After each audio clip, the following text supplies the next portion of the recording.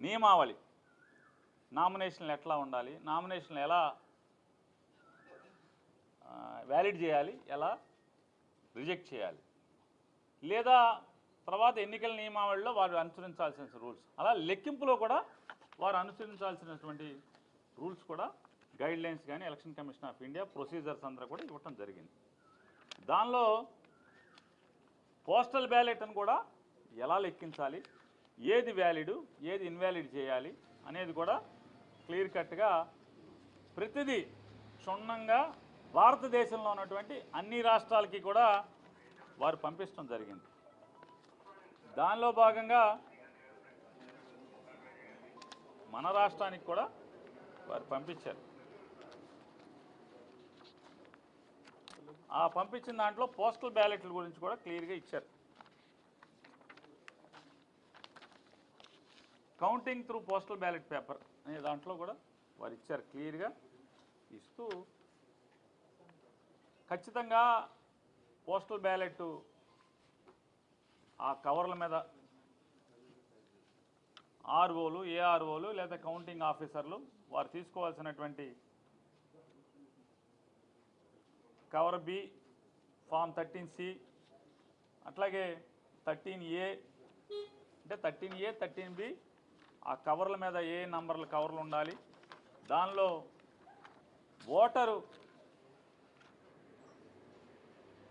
ఆ ballot paper number రాయటం, లేకపోతే వారి పోస్టల్ వారికి ఓటర్ లిస్టులో ఉన్నటువంటి క్రమ సంఖ్య ఏది ఉందో దాన్ని రాయటం, వారి పోలింగ్ స్టేషన్ నంబర్ రాయటం, అలాగే ఇతనే ఆ పోస్టల్ ఓటు వినియోగించుకున్నటువంటి ఎన్నికల బాధ్యత నిర్వహిస్తున్నటువంటి ప్రభుత్వ అధికారి ఎవరో అతనికి ఓటు ఎక్కడుందో ఇతనే అని చెప్పని అటాచ్ చేస్తూ ఒక గెజిటెడ్ అధికారి సంతకం పెట్టి స్టాంప్ వేయాలి అని గతంలో ఉంటే, కొత్తగా ఎలక్షన్ కమిషన్ ఏం చెప్పిందంటే ఒకవేళ స్టాంపు వేయకపోతే కనుక అతని చేతి రాలుతో డిజిగ్నేషన్ రాసున్నా కూడా వ్యాలిడ్ చేయండి అని చెప్పారు. చేతి రాతతో అతను ఎక్కడ అధికారిగా పనిచేస్తున్నాడు, ప్రస్తుతం ఎక్కడ ఉద్యోగం చేస్తున్నాడు అనేది కూడా రాసి చేత్తో కనుక రాసి సంతకం పెట్టుంటే కనుక దాన్ని కూడా వ్యాలిడ్ చేయండి అని చెప్పని ఎలక్షన్ కమిషన్ ఆఫ్ ఇండియా నియమావళిలో అందరి రాష్ట్ర ఎన్నికల అధికారులందరికీ కూడా పంపించడం జరిగింది. ఇది అందరు కలెక్టర్ల దగ్గర, అందరు ఆర్ఓల దగ్గర, అంటే జిల్లా ఎన్నికల అధికారుల దగ్గర, అలాగే అసెంబ్లీ నియోజకవర్గ రిటర్నింగ్ అధికారుల దగ్గర అందరి దగ్గర కూడా ఇది ఉంది. కానీ కొత్తగా ఆంధ్రప్రదేశ్ ఎన్నికల సంఘం నుంచి ఏమని పంపించారా అంటే, ఒకవేళ వాళ్ళు కనుక చేత్తో కూడా డిజిగ్నేషన్ రాయకపోతే స్పెసిఫిక్ సిగ్నేచర్లందరికీ కూడా అన్నీ కలెక్ట్ చేసి ఆ కౌంటింగ్ అధికారులకు ఇవ్వండి. ఆ కౌంటింగ్ అధికారులు ఇచ్చిన చోట ఒకవేళ వాళ్ళు స్టాంప్ వేయకపోయినా చేత్తో రాయకపోయినా ఆ స్పెసిఫిక్ సిగ్నేచరు చెక్ చేసుకోవచ్చు అని చెప్పి నేను ఇచ్చారు. దీని మీద మా అభ్యంతరాన్ని వ్యక్తం చేశాం.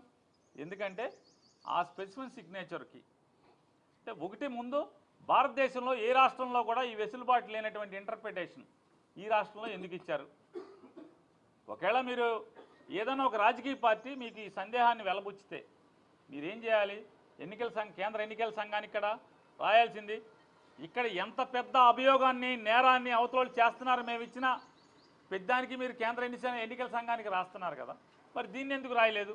రాయకుండా మిగతా రాష్ట్రాల్లో లేనటువంటి వెసులుబాటు ఈ రాష్ట్రంలోనే ఎందుకు ఇచ్చారనేది మా అభ్యంతరాన్ని వ్యక్తం చేస్తూ మీరు పునరాలోచించాలి. దీనివల్ల స్మూత్గా అంటే పారదర్శకంగా ఘర్షణ లేని వాతావరణంలో అత్యంత పారదర్శకంగా జరగాల్సినటువంటి ఎన్నికల ఓట్ల లెక్కింపు రసాబసా అయ్యేటువంటి కార్యక్రమం జరగబోతోంది. ఎందుకని మీ స్పెసిఫిక్ సిగ్నేచరు పెట్టిన సంతకం మీరు ఏదైతే ప్రొవైడ్ చేసి ఆర్ఓలకు ప్రొవైడ్ చేసినటువంటి స్పెసిఫిక్ సిగ్నేచర్ ఈ బ్యాలెట్ పేపర్ మీద ఈ ఫారం కవర్ 13B 13Cలో ఉన్నటువంటి మీరు చేసినటువంటి వాటి మీద ఆ సంతకం చిన్న స్ట్రోక్ తేడా వచ్చినా ఎవరో ఒకరు అబ్జెక్ట్ చేస్తారు. ఎంతమంది ఏజెంట్లు ఉంటారు? 15-20 మంది కౌంటింగ్ ఏజెంట్లు ఉంటారు. ఒక్కడు అబ్జెక్ట్ చేసినా కూడా అది అభ్యంతరమే. ఈ గొడవలకు దారితీసేటువంటి పరిస్థితులు. ఎందుకని ఇంకోటి చెప్తున్నాం, ఆ ఇంటర్ప్రిటేషన్లో కూడా వారు రాసే దాంట్లో కూడా ఏమని రాశారంటే ఫెసిలిటీ సెంటర్ అంటే ఫెసిలిటేషన్ సెంటర్, పోస్టల్ బ్యాలెట్ వేయటాకి ఫెసిలిటీ సెంటర్ కూడా ఆర్ఓలే ప్రొవైడ్ చేశారు. కాబట్టి రాజ్యాంగం ఏం చెప్తుందంటే ప్రాథమిక హక్కు ఓటు వేయటం అంటది, అంతేగాని అది సీక్రెట్గా ఉండాలి. ఈ రచ్చలో ఏమవుతుంది, ఆ ఓటు ఎవరిదో తెలుస్తుంది, చెప్పాల్సిందే కదా. ఓటు ఎవరిదో తెలిసేటువంటి పరిస్థితులు ఉన్నాయి.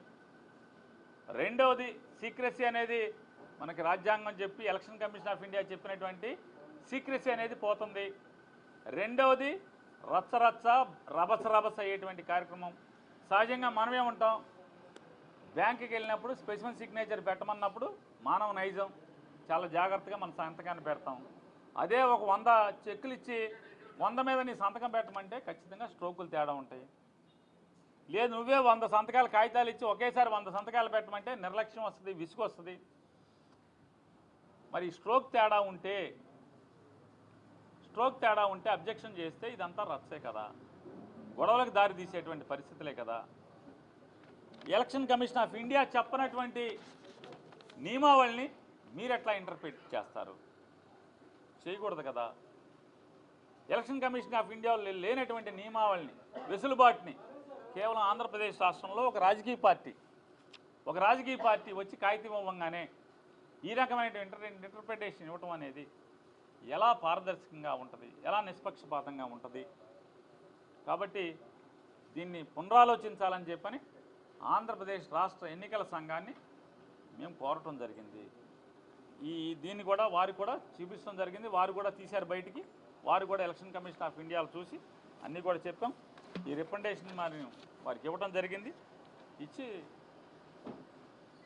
ఫెయిర్ అండ్ పీస్ఫుల్ కౌంటింగ్ జరగటానికి ఈ నిర్ణయాన్ని పునరాలోచించమని చెప్పని, భారతదేశంలో ఏ రాష్ట్రాల్లో లేకుండా కేవలం ఆంధ్రప్రదేశ్ రాష్ట్రంలోనే ఎలక్షన్ కమిషన్ నియమావళికి మీరి అంటే దాటి ఈ రాష్ట్రంలోనే ఇటువంటి సర్క్యులర్ ఇవ్వటం ఎంతవరకు ధర్మం అని చెప్పని కూడా వారిని మా విన్నపాన్ని వారికి చెప్తూ పునరాలోచించి మంచి నిర్ణయం తీసుకోండి. ఫెయిర్ అండ్ పీస్ఫుల్ ఎలక్షన్ జరిగేట్టుగా, కౌంటింగ్ జరిగేట్టుగా ఇన్నాళ్ళు కష్టపడ్డారు. ఒకటవ ఈ జయంతిని పురస్కరించుకొని మరి ఇక్కడ అందరూ కుటుంబ సభ్యులైతేనేమి, పార్టీ కార్యకర్తలు అందరూ కూడా ఆయనకి ఘన నివాళులు అర్పించడానికి ఎన్టీఆర్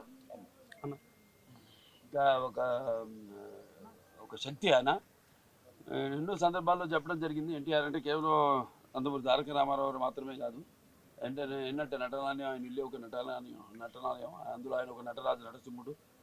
టీ అంటే తారామండలంలో తారక ధ్రువ తారకుడు, ఆర్ అంటే రాజర్షి రారాజు, రాజకీయ దురంధర యుగంధరుడు, రమణీయ రమ్య కమనీయ సౌమ్య గుణధాముడు అని. అలాగే ఆయన మొత్తం మొదటి నుంచి కూడా చూస్తే ఆయన ఈ జీవిత ప్రస్థానం ఒక మామూలు రైతు కుటుంబంలో పుట్టి, అలాగే ముందు అవకాశం వచ్చాడు కూడా కాదు అని ముందు చదువుకే ప్రాధాన్యత ఇచ్చి ఆయన చదువు పూర్తి చేసుకున్నాక మరి చలనచిత్ర ప్రవేశంలోకి అడుగుపెట్టడం జరిగింది. అదే ఇక ఆయన చలనచిత్ర రంగంలో ఆయన ప్రస్థానం గురించి వేరే చెప్పనవసరం లేదు. ఎన్టీఆర్ అంటే ఒక నటనకు నిర్వచనం, ఎన్టీఆర్ అంటే ఒక నవరసాలకు ఒక అలంకారం, ఎన్టీఆర్ అంటే నటనకు ఒక విశ్వవిద్యాలయం. తర్వాత ఆయన ఈ రాజకీయ రంగ చలనచిత్ర పరిశ్రమలో మకుటలేని మహారాజుగా ఉన్నప్పుడే ఆయన